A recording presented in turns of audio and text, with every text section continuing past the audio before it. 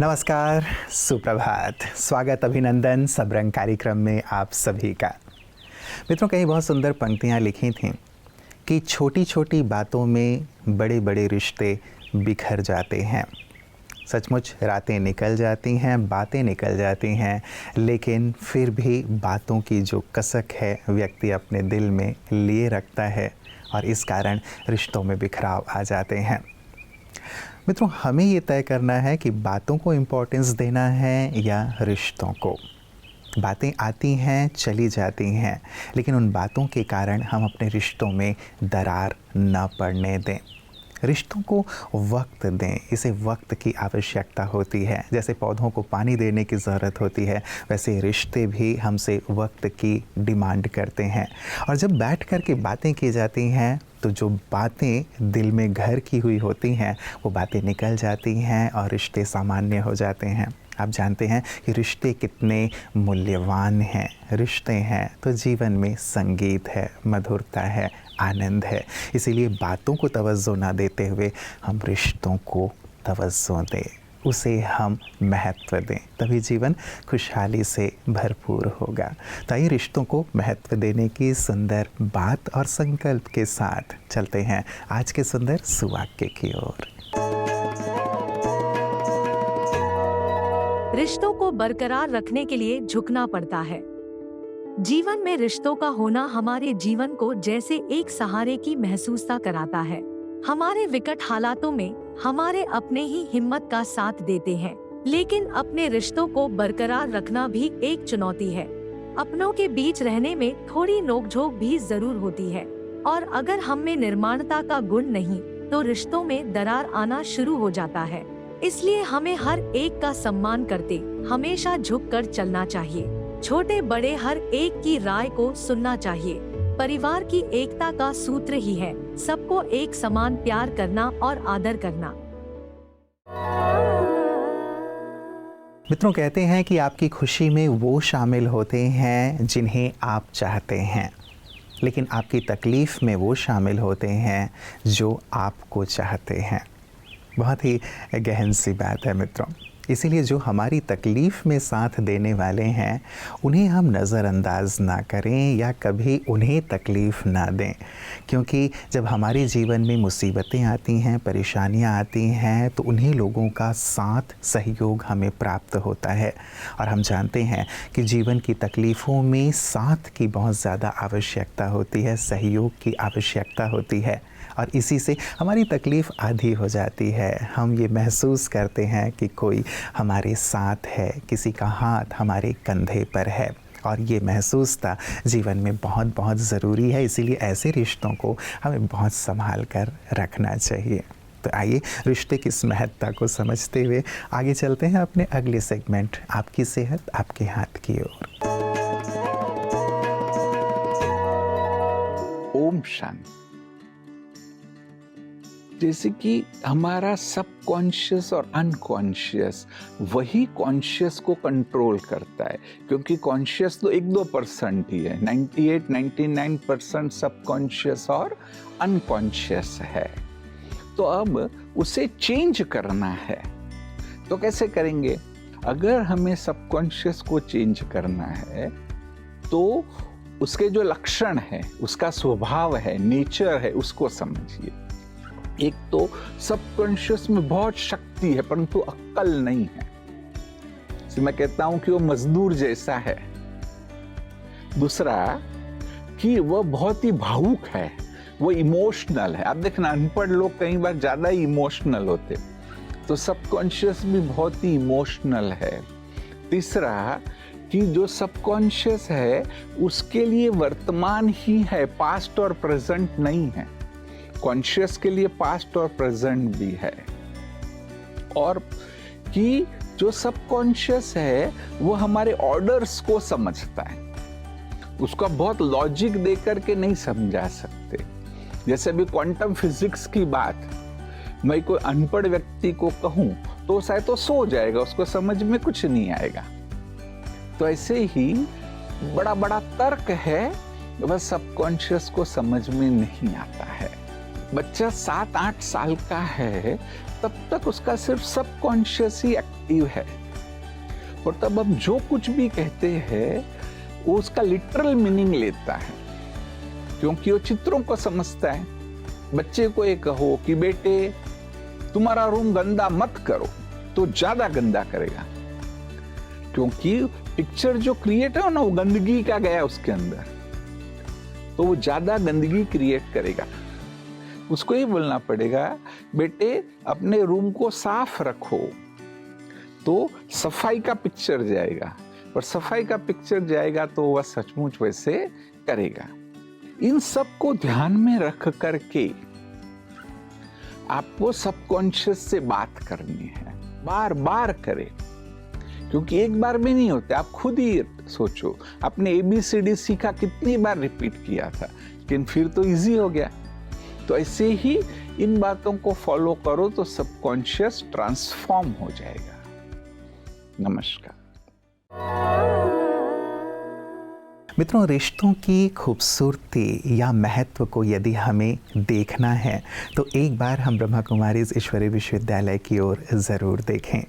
यहाँ के सभी भाई बहनें, सभी ब्रह्मा कुमार ब्रह्मा कुमारियाँ एक परिवार की तरह रहते हैं, एक परिवार की तरह इस रूप में कि हम एक ईश्वर पिता की संतान हैं, आपस में भाई बहन हैं।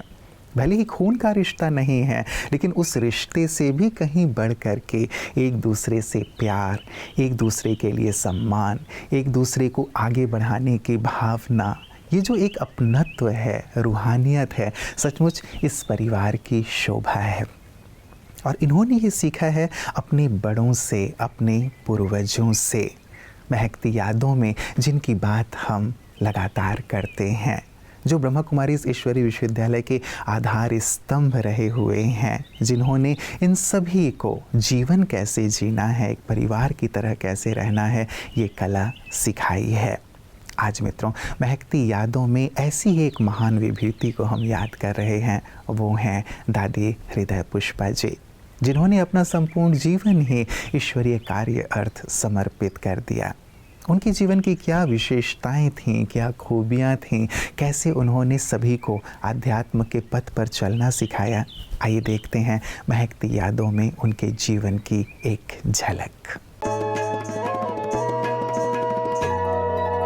ईश्वरीय यज्ञ के आदि रत्नों में रत्न विशेष थी आदरणीय दादी हृदय पुष्पा जी।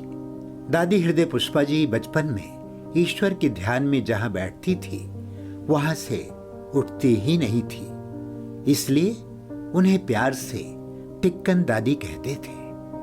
आपका बाबा से अटूट निश्चय, सच्चे दिल का प्यार और दृढ़ विश्वास बेहद सेवाओं की नींव बना।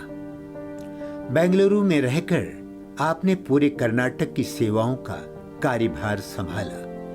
बाबा के हजारों बच्चों की पालना करते हुए आप बहुत ही लाइट रहती थी।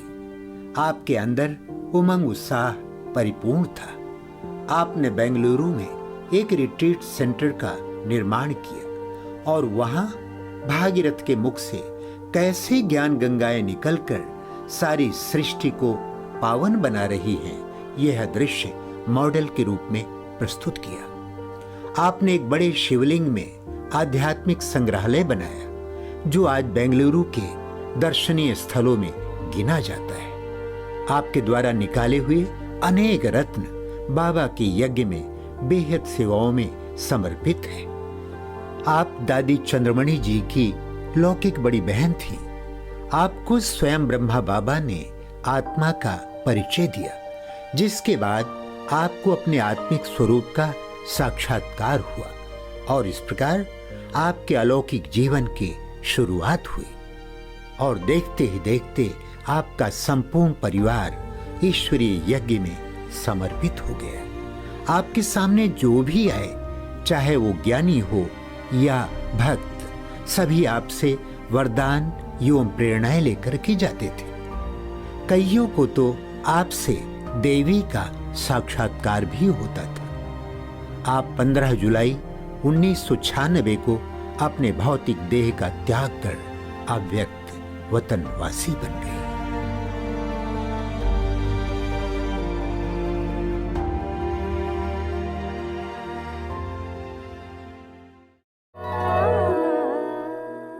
मित्रों, कहते हैं जब सोच में मोच आती है तभी रिश्ते में खरोच आती है। बहुत ही गहरी बात है मित्रों। सोच से ही रिश्तों का खराब होना शुरू होता है। यदि किसी रिश्ते को लेकर के बार बार मन में नकारात्मक और व्यर्थ विचार आने लगते हैं कि इस व्यक्ति ने ऐसा किया होगा, वैसा किया होगा, यही मेरे पतन का, मेरी परेशानी का कारण है, ये नहीं होता तो शायद ऐसा नहीं होता, मन में ये भाव बार बार आते हैं और उन्हें हम बार बार सस्टेन करते रहते हैं, उन्हीं विचारों में रहते हैं, तो जो मन में होता है वही मुख में आ जाता है और रिश्ते बिखर जाते हैं। यदि समय रहते हम अपनी सोच को बदल लें, उसे अच्छा कर लें, तो रिश्ते भी बिखरने से बच जाएंगे। कैसे अपनी सोच को हम सही कर सकते हैं, सही दिशा प्रदान कर सकते हैं और अपने रिश्तों को बचा सकते हैं, यही सुंदर कला ब्रह्मा कुमारियाँ सभी को सिखा रही हैं। आइए देखते हैं उनकी इन्हीं सुंदर शिक्षाओं को, सेवा कार्यों को पीस न्यूज़ हाइलाइट्स में। पश्चिम ओडिशा के संबलपुर उप क्षेत्र के अंतर्गत ब्रह्मा कुमारी पावन सरोवर में उप क्षेत्र प्रभारी बीके पार्वती दीदी जी के करकमलों द्वारा नशा मुक्त भारत अभियान का शुभारंभ हुआ। कार्यक्रम में मुख्य अतिथि के रूप में वीर सुरेंद्र साय वैश्विक विश्वविद्यालय के कुलपति प्रोफेसर भ्राता बंशीधर माझी जी, डॉक्टर प्रदीप कुमार मोहंती जी, भ्राता अशोक कुमार सेठ जी, माउंट आबू से पधारे बीके रोहित भाई जी एवं अन्य मुख्य अतिथिगण इस मौके पर मौजूद रहे। समारोह में 800 से अधिक भाई बहनों ने हिस्सा लिया। दीप प्रज्वलन से इस अभियान की शुरुआत की गई। तत्पश्चात सुंदर नृत्य प्रस्तुति से सभी का मनोरंजन भी किया गया।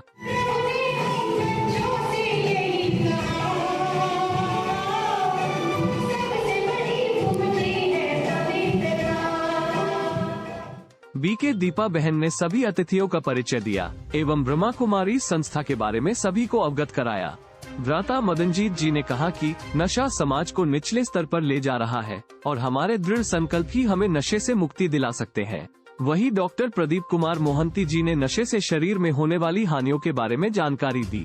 इसके साथ ही ब्रह्मा कुमारी पार्वती दीदी जी ने कहा कि राजयोग मेडिटेशन द्वारा नशे से मुक्ति पाना अति सहज है और हजारों भाई बहनों ने ब्रह्मा कुमारीज के राजयोग मेडिटेशन से हर प्रकार के नशे से मुक्ति पाई है।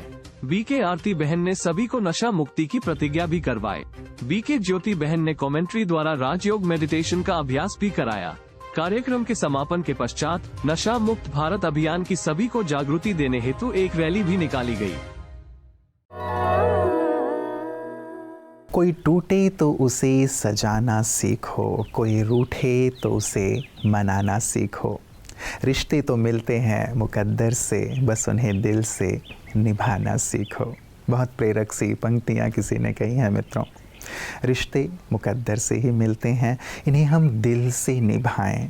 और दिल से निभाने में एक बात मैं कहना चाहूँगा, जो जैसा है उसे स्वीकार करें। कई बार हम अपनी अपेक्षाएं और कामनाएं बहुत ज़्यादा रखते हैं कि इसे ऐसा होना चाहिए, ऐसा होना चाहिए, और जब ये कामनाएं, अपेक्षाएं पूरी नहीं होती हैं तो रिश्तों में जो मधुरता है वो ख़त्म होने लगती है। जो जैसा है मित्रों, स्वीकार करें और अपनी तरफ से भरपूर स्नेह और सम्मान दें। आप देखेंगे कि सामने वाला आपके अनुकूल होता चला जाएगा, बदलता जाएगा। प्रेम में इतनी ताकत है कि सामने वाले व्यक्ति को पूरी तरह से परिवर्तित कर देता है। तो अपने रिश्तों को संभाल कर रखें, सहेज कर रखें, इसे सुंदर और मधुर बनाएं, क्योंकि यही जीवन में रंग भरता है। अपना ख्याल रखिएगा। कल पुनः इसी वक्त आप सभी से मुलाकात होगी। नमस्कार। ओम शांति।